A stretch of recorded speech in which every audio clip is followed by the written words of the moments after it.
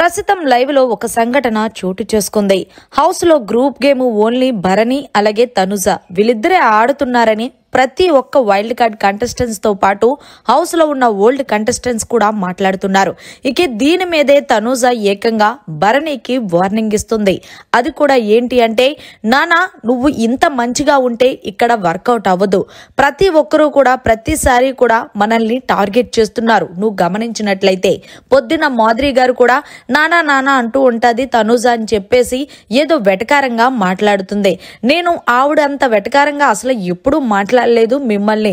ఎప్పుడైనా సరే ఇమాన్యుల్ మనల్ని అంటున్నాడంటే అది సరదాగా అనుకున్నాను, కానీ ప్రతి ఒక్కరూ అలా మన ఇద్దరిని గ్రూప్ గేమ్ ఆడుతున్నారు. వీళ్ళిద్దరు బాండింగ్ ఇలాగా అలాగని మాట్లాడుతున్నారు కదా, మరి హౌస్ లో ఎవరికి బాండింగ్స్ లేవు నాన్న, నువ్వు ఒకసారి ఎప్పుడైనా అడిగావా అనేసరికి అది నేను అడిగే టైం వచ్చినప్పుడు అడుగుతానురా. ఇక్కడ ఎవరు గ్రూప్ గేమ్ ఆడట్లేదు. రీతు డెమోన్ పవన్ కోసం ఆడట్లేదా? డెమోన్ పవన్ రీతు కోసం ఆడట్లేదా? పైగా ఇమాన్యుల్ సంజన కోసం ఆడట్లేదా? సంజన ఇమాన్యుల్ కోసం ఆడట్లేదా కదా? మరి వీళ్ళ గ్రూప్ గేమ్ ఆడుతున్నారని నాకు తెలుసు, కానీ నిన్ను నన్ను ఎందుకు టార్గెట్ చేస్తున్నారు అంటే నువ్వు అక్కడ గమనించాలి.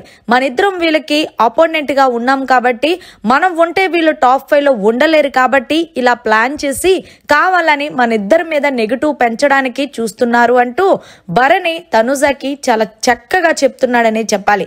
అయితే తనుజ నాకు తెలుసు నాన్న, కానీ వీళ్ళందరూ అలా అంటుంటే నాకు చాలా కోపం వస్తుంది అంటూ తనుజ చెప్పుకొచ్చింది. అయితే భరణి ప్రతి ఒక్కరికి టైం వస్తుంది. ఆ టైం వచ్చినప్పుడు మనం ఏంటో అనేది మనం ప్రూవ్ చేసుకోవాలి. నువ్వు ఇలాంటివన్నీ టెన్షన్ పెట్టుకోకు.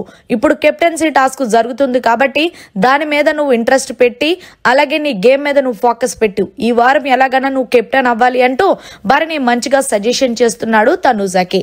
మరి మొత్తానికి లైవ్ లో భరణి తనుజ మాటలపై మీ అభిప్రాయాన్ని కామెంట్ రూపంలో తెలియజేయండి. మరిన్ని లేటెస్ట్ లైవ్ అప్డేట్స్ కోసం చూస్తూనే ఉండండి మీడియా కార్నర్.